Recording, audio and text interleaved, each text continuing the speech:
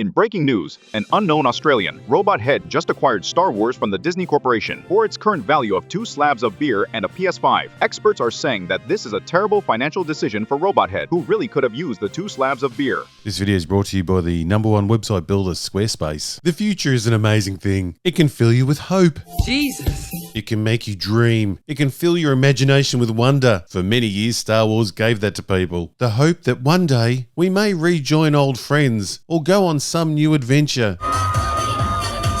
Then the unthinkable happened.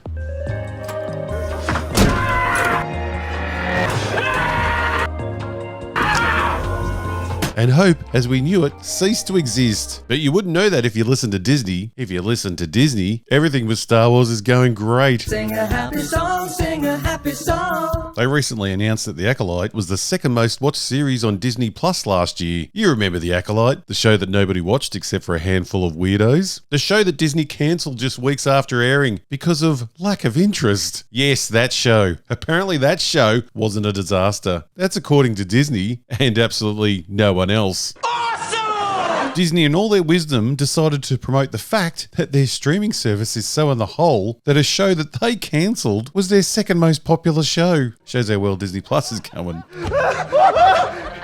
Crash, great.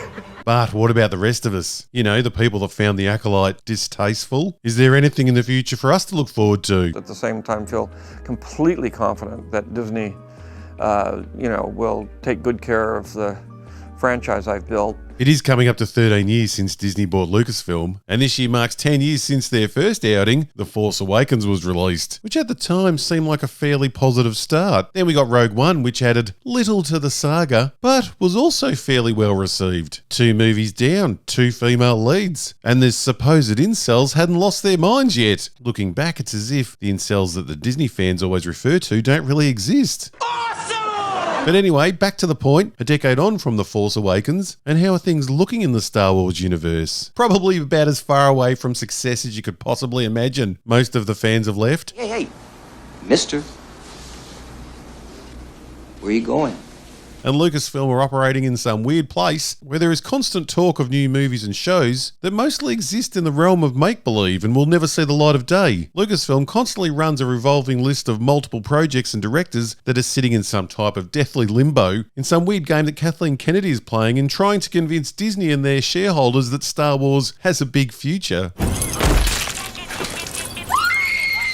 And instead of learning from any mistakes and maybe changing course, Kathleen Kennedy keeps doubling and tripling down in her supposed woke feminist version of Star Wars, which peaked last year with the aforementioned Acolyte, a show that blew harder than a Harvey Weinstein personal assistant and somehow cost $250 million. And even when they do manage to somehow get something half right, they still find a way to lose the fans. The Mandalorian was building a fan base that peaked with the climax of season 2, helped by a CGI Luke Skywalker. The story of the bounty hunter who had fallen into looking after a 50-year-old baby with learning difficulties had run its course and come to a satisfying conclusion. So we thought, but no. Season 2 wasn't the end of the Mando-Grogu partnership. Disney rushed to undo the loved Season 2 ending by rushing to get Mando and Grogu back together and rushing a pathetic Season 3 that cut Mando's balls off and made him a secondary character in his own show. Get to Bo-Katan. Bo-Katan walks both worlds. And there's Andor, the slow-moving show that had its thin plot stretched over too many episodes and had low ratings but was generally well received. Well, those poor fans have had to wait 3 years for a season 2, while being bombarded with series after series of garbage that would break any Andor fan. Instead of pushing Andor forward as they should have, they decided to push it back by a year. And the latest venture, Skeleton Crew, that I've only made it halfway through so far, and that's going to be it, I think, is a show aimed at very young kids that have no interest in Star Wars these days. A show that would have been fine and most likely popular if it had come out 5 years ago off the back of an amazing sequel trilogy. But instead, it followed on the back of lesbian witches howling at the moon and an amoral hero who got to check out some swinging dick. With that kind of action, what parent wouldn't want their kids watching Star Wars these days? Well, a sane one. Yes, a show that dads should be sharing with their children is released after years of dads being told that they are no longer wanted by the Star Wars fandom. Well done, done, Kathleen Kennedy. And that's the better stuff that Disney's produced. Because don't forget, we've had dead loser Obi-Wan Kenobi in the Screaming Reaver, this sad book of Boba Fett that replaced the Boba Fett we knew with a fat old loser Boba Fett that was so pathetic that he had to have the LA Youth Dancers group do the fighting for him. How the fuck did we get to this? There's Ahsoka that somehow made the much anticipated Grand Admiral Thrawn a joke who couldn't organise a route in a brothel, let alone lead an army. It also gave us more overpowered women who were able to skip any form of Jedi training. And of course, the Acolyte, the peak of Kathleen Kennedy's reign. Well, we hope it is. She's still there. I think it's pretty great. And we won't even get into the movies.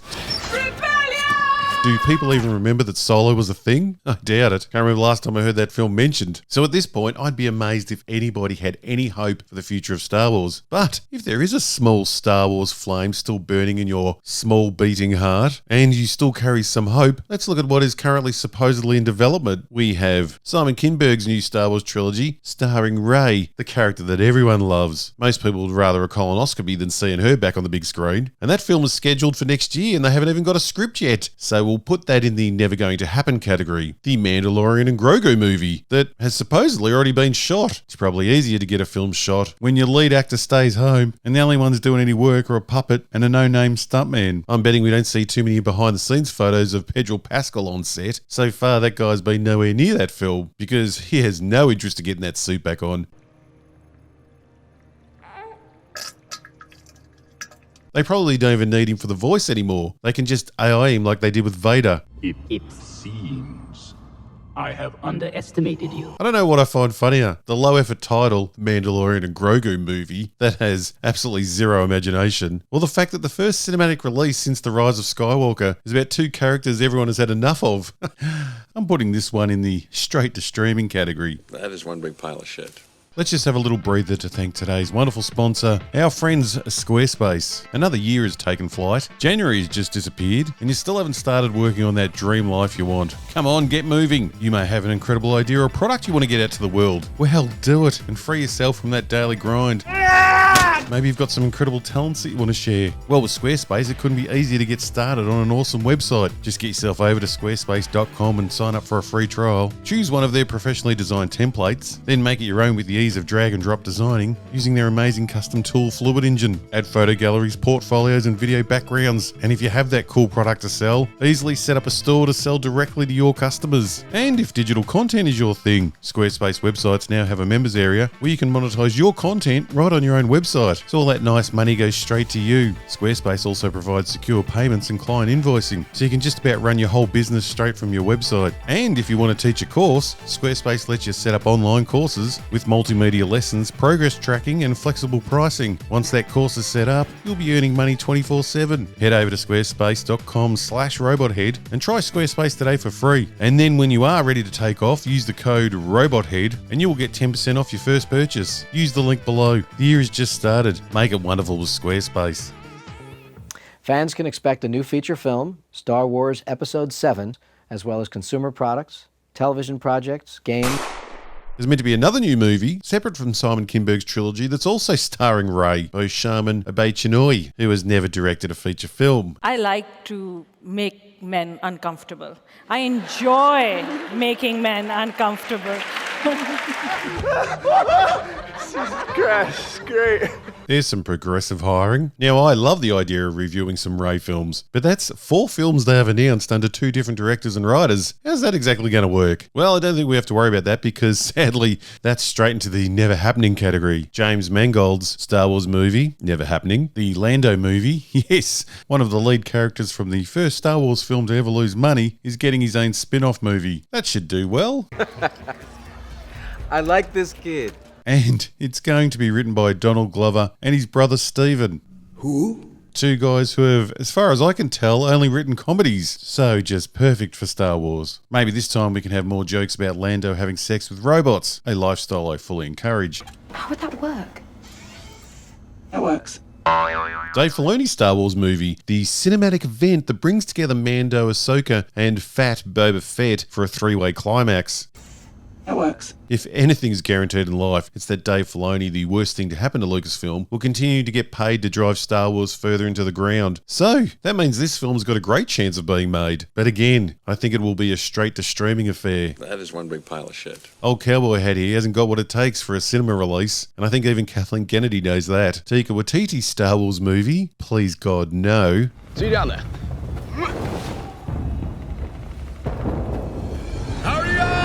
Sean Levy's Star Wars movie. Sean Levy, whose greatest credit is probably Night at the Museum. He'll be great for Star Wars if you want a film that is filled with constant references to other movies and a lot of mugging at the camera. But again, it's never happening. Star Wars Rogue Squadron by Patty Jenkins. This is a weird one because this project has already been cancelled once and has only just recently been put back on the books. Patty Jenkins ticks all the boxes for Kathleen Kennedy, so she probably has the best chance of making it to the big screen. Just like how she got Wonder Woman 84 to the big screen. And that's just what everyone wants. Never! And of course, drumroll please, the trilogy we all want, the one that Kathleen Kennedy still wants to pretend is going to happen, the man himself that Kathleen encouraged to single-handedly break the Star Wars fandom. Rian Johnson's trilogy is apparently still being pushed as going ahead. You're fucking kidding me. I, more than anyone, would love for Ryan's movies to be happening, but there's not a snowball's chance in hell his trilogy will ever see the light of day. But unlike the other projects, I think this time it's the director who doesn't want to be involved. I mean, I'm literally having the time of my life. Why on earth would Ryan put himself back in that position? The most hated man in the Star Wars fandom. He's living the dream of making his Knives Out series on Netflix for a whopping $450 million, and he doesn't have to deal with Star Wars fans. So I'm guessing that's a win-win for old Ryan. Great, that cut it. So sadly, we will never get another 2018 where we all came together with our hate of The Last Jedi. And there was a good chance Ryan would call you a man baby on Twitter. A rush of tweets. Coordinated tweets. The main problem with Lucasfilm is that they keep making content for an audience that doesn't exist. For complete ego-driven, woke-tard reasons, Kathleen Kennedy is determined to make Star Wars a girl brand, an idea that is never going to be successful. There are already established girl brands that have made a lot of money. Look at Barbie, but no one wants Twilight Star Wars, and The Acolyte proved that. How do they not understand that Star Wars needs some dashing male heroes? Because so far, every single male character has either been made a fool of, or put in his place by the strong female lead. Out of all the movies and TV shows that Disney has produced, there isn't one male character that a boy would like to imagine being when playing Star Wars. Is there a young Luke or Han for the kids to look up to? No, there isn't. Finn had a chance and they just turned him into a simp for Rey. Ray! Ray, I never told you Ray! Kylo had a chance, but they turned him into a simp for Rey. Mando is the closest to being a boy's favourite, but that's being held back by the fact that they made him a babysitter that always needs rescuing. But surely Lucasfilm has done something right to give us some hope. Well, no, because it's not just Star Wars. The only other properties Kathleen Kennedy's produced since taking over the Lucasfilm is the Willow series and Indiana Jones and the Dial of Destiny. And look how they turned out. Indiana Jones did a Solo, The Unthinkable, and lost money. And Willow was so hated it was fucking erased from existence. Totally removed from Disney's streaming service. Awesome! So Kathleen Kennedy's big plan for the future is Rey, a character that no one cares about besides the Reylos, and even they lost interest once Kylo Ren was dead, and Mando and Grogu, a duo who are already a season past their use-by date. Yes.